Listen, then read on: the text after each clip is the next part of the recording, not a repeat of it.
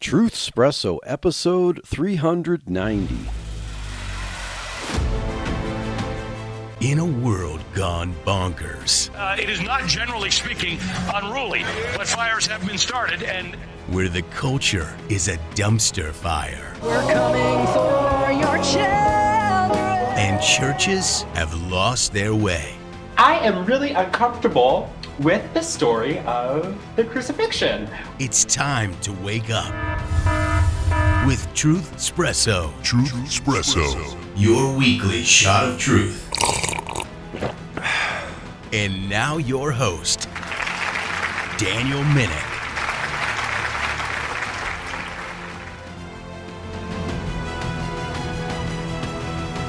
Well, hello again, Truthspresso fans. Welcome to another exciting episode of Truthspresso. And let's not forget all the friends and foes and lurkers alike. And I am your host, Daniel Minnick. And this episode is yet another break from the series going through the Book of Mormon. I know I've left those of you who are dying for the next one hanging a bit for a few weeks. But my wife and I, and actually 3 of our kids, were at the Rocky Mountain Homeschool Conference this year, and that's kind of like the mecca for homeschool customers and homeschool businesses, homeschool curricula.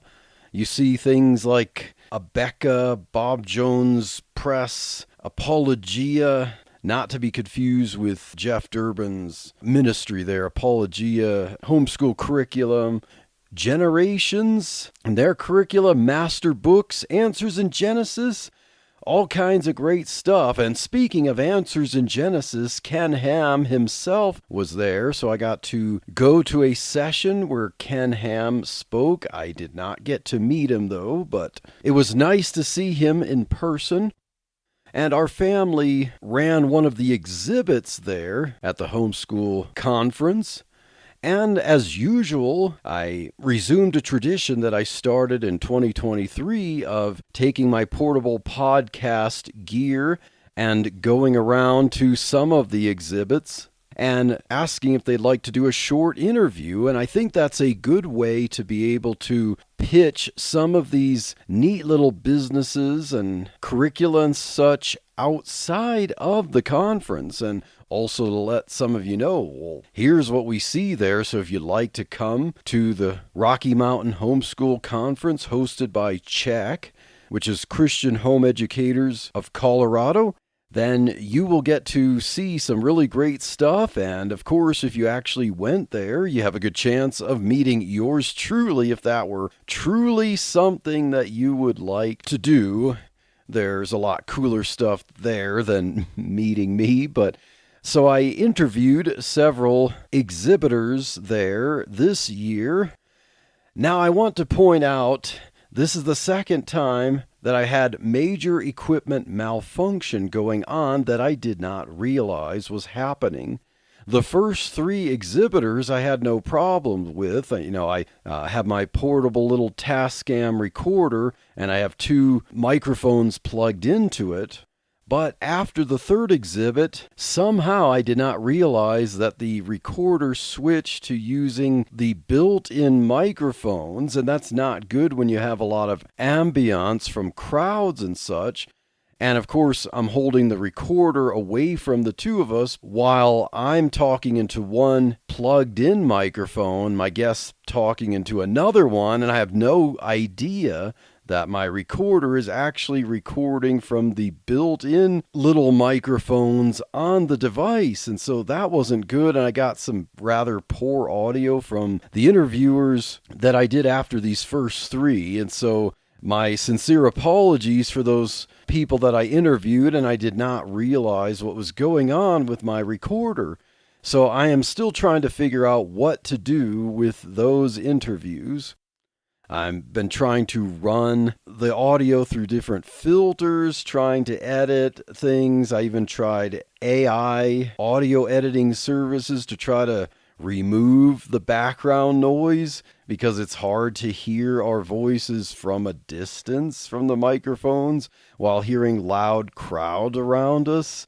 Yeah, so I'm still trying to figure out what to do with that. But enjoy these first 3 interviews that I did with nice, clear audio as expected. The first one was an interview with Kasia, who actually does her own podcast for the Christian Home Educators of Colorado. And her podcast is on a YouTube channel, and she interviews different people in the homeschool movement or homeschoolers who have advice. So definitely check out her podcast for Check.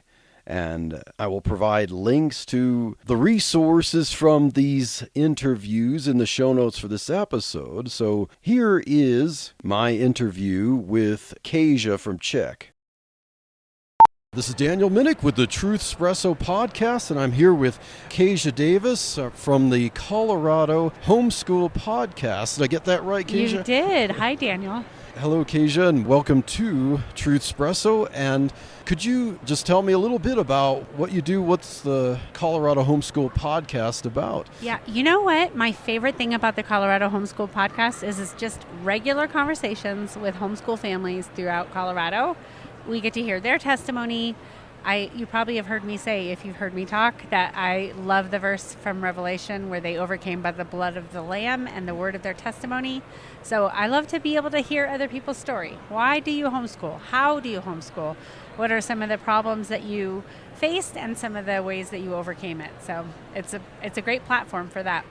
Cool. So since you interview a lot of people about homeschooling, what do you think is the most common reason that people might give about why they think they can't be homeschool parents? Yeah, it's so funny because it varies, but they're all kind of the same. Usually it's I'm underqualified, I'm not the expert, or there's relational issues where they feel like I could never be with my kids that long.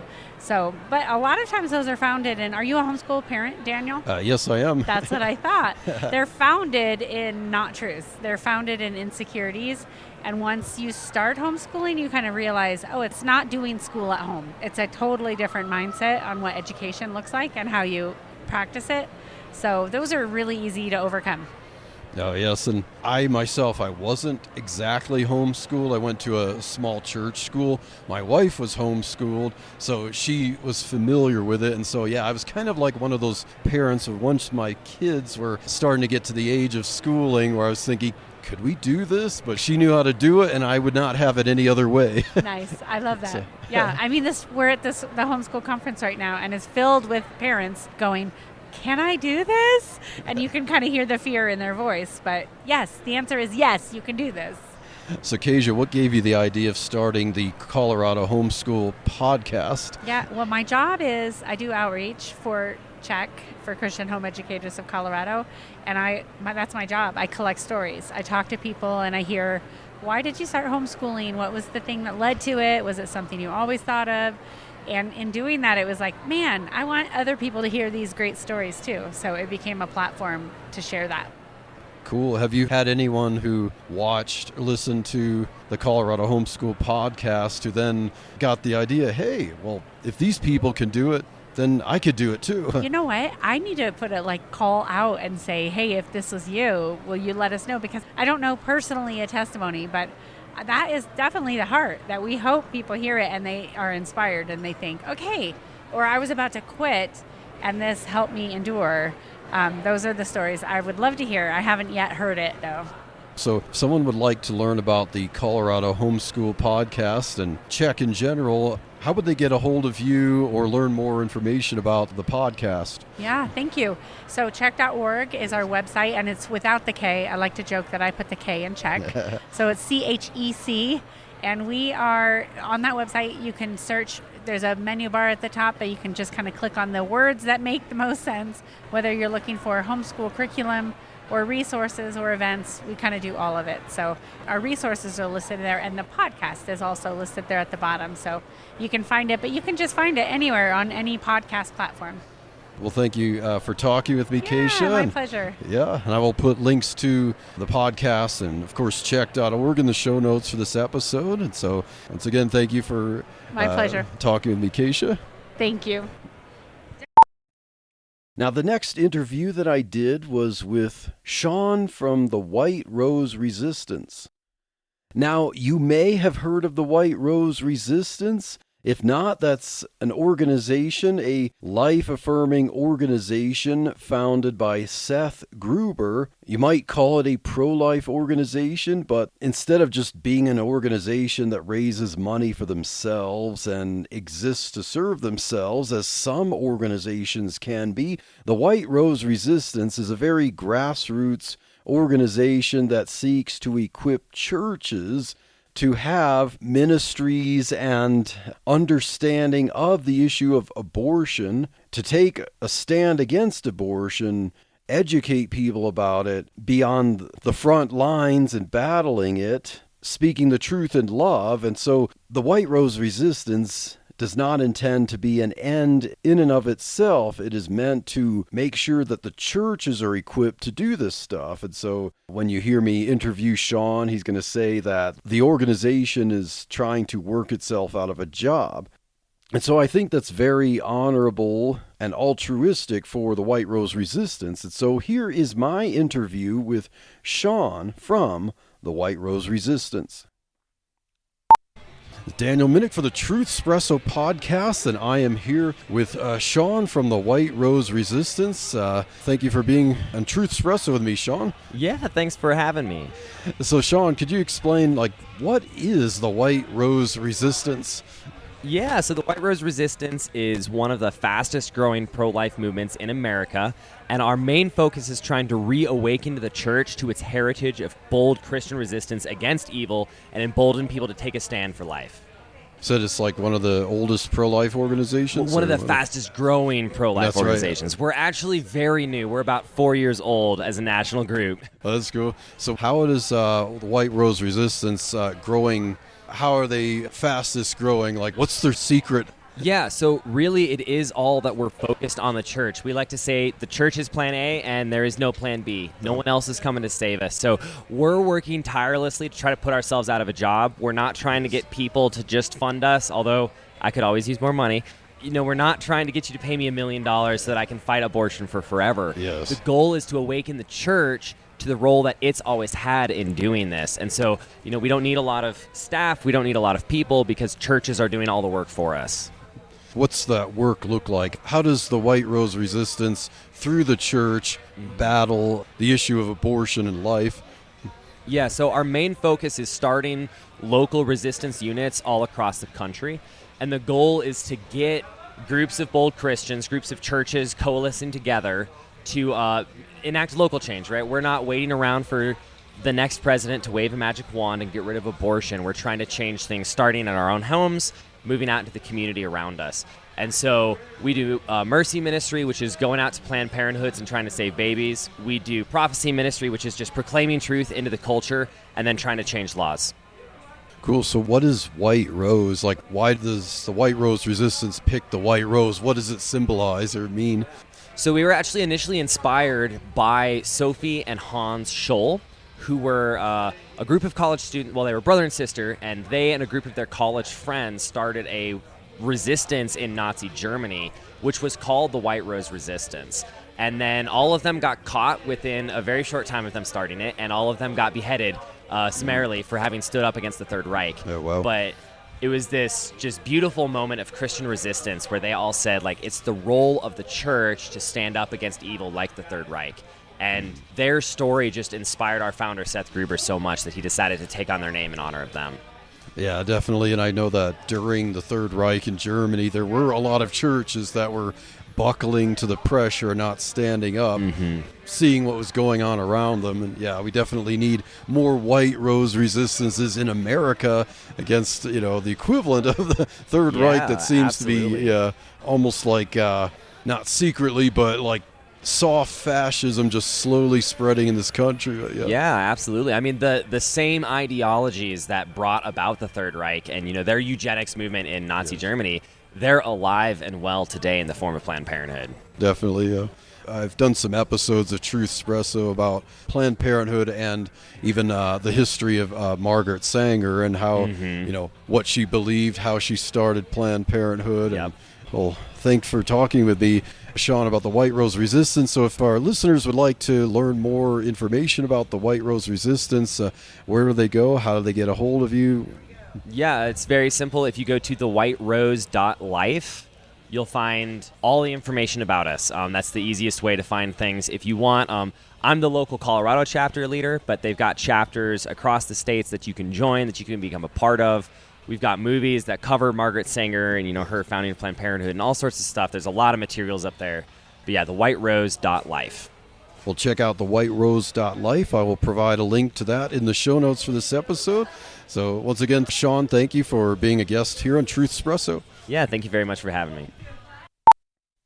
And finally, for this episode, the third interview I did with good audio was with Joseph Caldera, the author of a series of books called The Black Walrus. And these are a series of children's books, primarily for middle schoolers, seemingly with kind of a geeky attraction to them. And so you'll get to hear Joseph Caldera talk about the heroes in these books, the boy and his army of walruses and how they fight crime that way. And so perhaps if you have kids, or maybe you're a kid at heart and you'd like to read those books for yourself, well then check out The Black Walrus. And here's my interview with Joseph Caldera.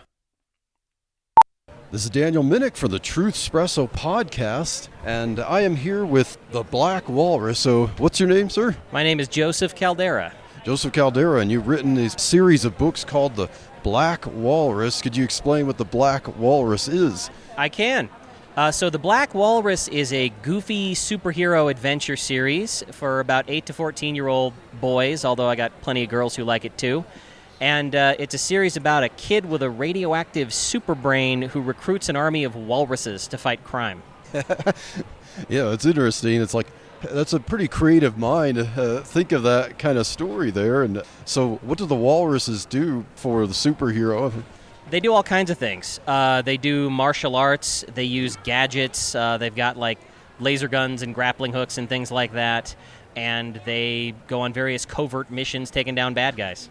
Well, sounds like fun, and I think boys and girls alike would like to read those books. And so if someone would like to learn more about The Black Walrus, where would they go? How would they get a hold of you? So they can go to my website, which is josephcaldera.com, josephcaldera.com. You can also search Black Walrus on Google. I'm sure I'll come up, or Amazon. Cool. So I will provide links to that in the show notes, so check out The Black Walrus and read about a superhero kid with his army of black walruses. And thank you so much for talking with me. Sure. Yeah, thank you for having me. Well, I hope that you enjoyed those 3 interviews that I did at the Rocky Mountain Homeschool Conference. And as I said before, I am still trying to figure out what to do with the other interviews that I did with a malfunctioning recorder, not doing what I intended to do, getting poor, distant audio drowned by crowd noise. And so, yeah, I'm still trying to figure out a way to make it work, to make it so that you can understand what we're saying, for the benefit, not of me, of course, but for the guests that I was interviewing and their services, their website, their products, their ministry, what they offer, because I think a lot of that is very important. So I do want to find a way to make it all work so I can have a part 2 of my interviews at the Rocky Mountain Homeschool Conference. And so stay tuned for that and for the next episode of Truthspresso, and God bless.